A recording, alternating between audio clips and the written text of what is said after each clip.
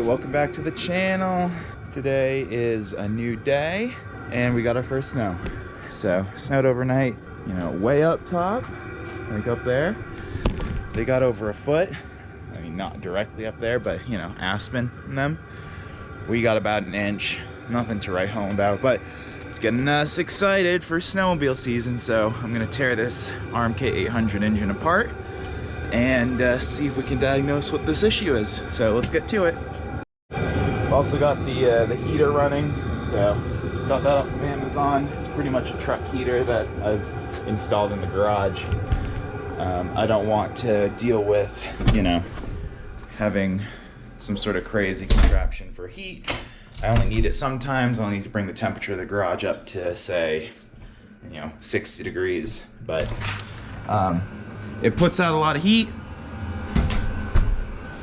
and does a really good job at it. So just keep an eye on it because it is kind of janky, but whatever. It runs off 12 volt. That's the control panel, and it is very, very warm. So it smells like burning cobwebs, actually. All right, so I don't know where I'm gonna start, but start with taking this off and see what's underneath. I know that the pull cord tore, so we're gonna have to address that one way or another. All right, let's get some tools to take that off.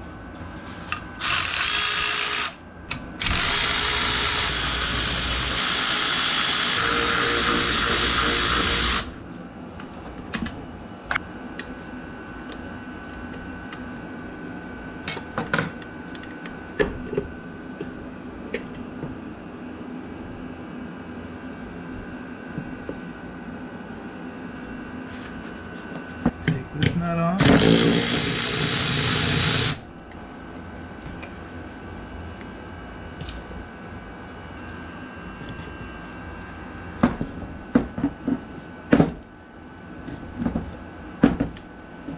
This thing is all sorts of messed up. Ah, shoot. Alright. Springs out. Take a look at this rope. This rope got pretty buggered up. And the spring is pretty buggered up too. So we're gonna have to replace that. Hopefully that's not going to be too difficult. Most likely it will be, because that's how things go. Definitely was opened up at one point and not replaced correctly. So step one was to remove this. I'm gonna clean this out, and then we'll find a new rope to attach to this thing, because that is not ideal. All right, I flipped the engine over on its head, so we're gonna start taking apart the bottom end. That probably means we're gonna have to disconnect a couple more things on this side. Nothing too crazy, it looks like.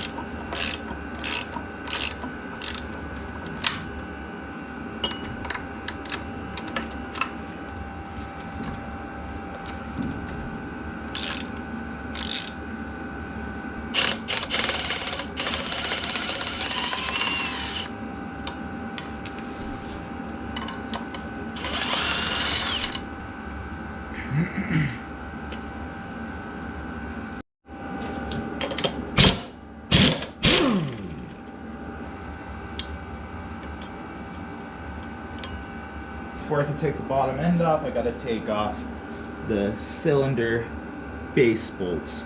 So do that. I'm gonna remove the Y pipe on this side. I didn't do that earlier because I thought I could get away with it, but apparently I do because there are two bolts that are completely blocked by it. And then we'll get this bottom end off. So let's get to it. All right, better view over here. Boom.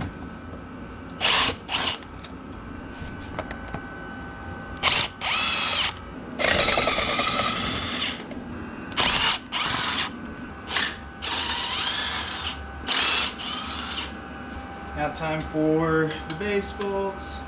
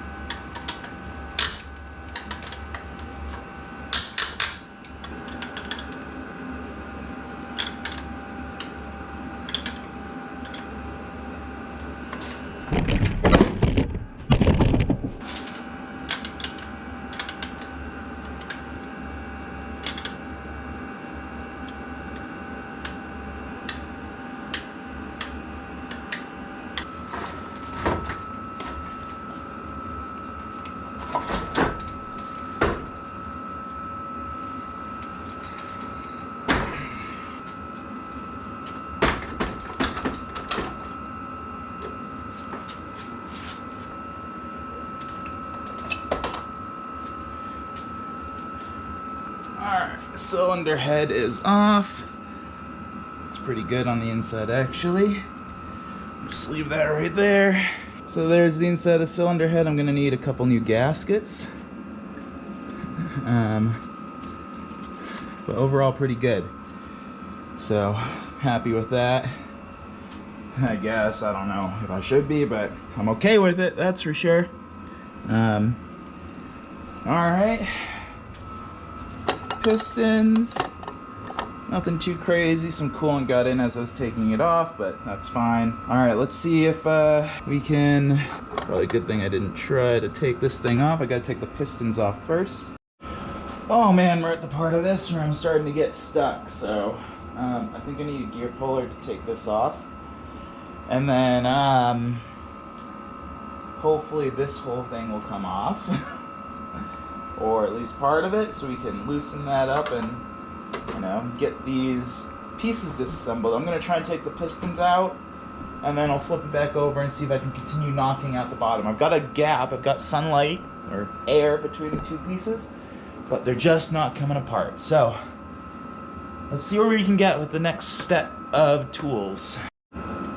Okay, so I just took out the piston. I don't know what the part is called. It's called something. And I just realized I got a magnet right here.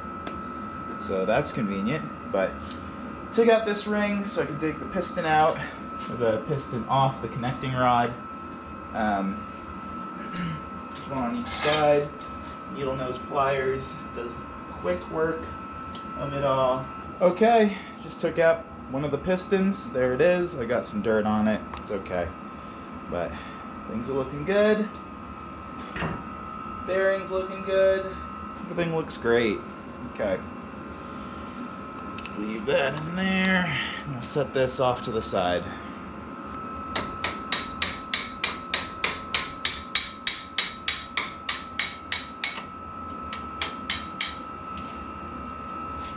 Same thing. So, looking pretty good. Nothing too crazy. Nothing to catch my finger on. And the bearing looks good too. So. Alright, inside the engine. Alright, let's see if we can get the rest of this thing off. Alright, so there's the crankshaft, and there's the other side of it. So that is literally snapped off.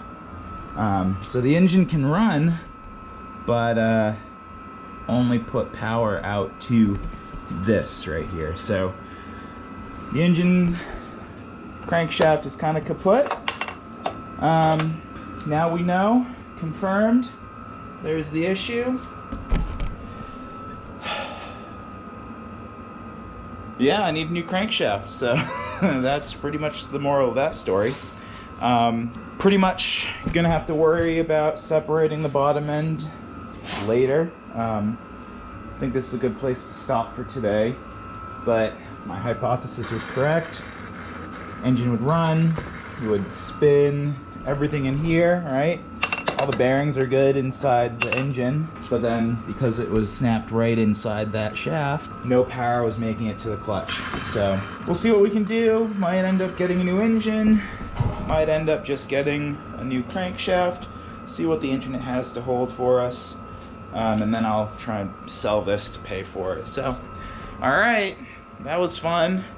Sorry I didn't get all the content. It's just very difficult not knowing what you're doing and trying to film at the same time, and sometimes you forget to hit the record button. So, all right, like and subscribe. We'll see you on the next one, and hopefully we'll be reinstalling a crankshaft or reinstalling a new engine in this thing. So, boom. Like and subscribe. See you on the next one. Peace.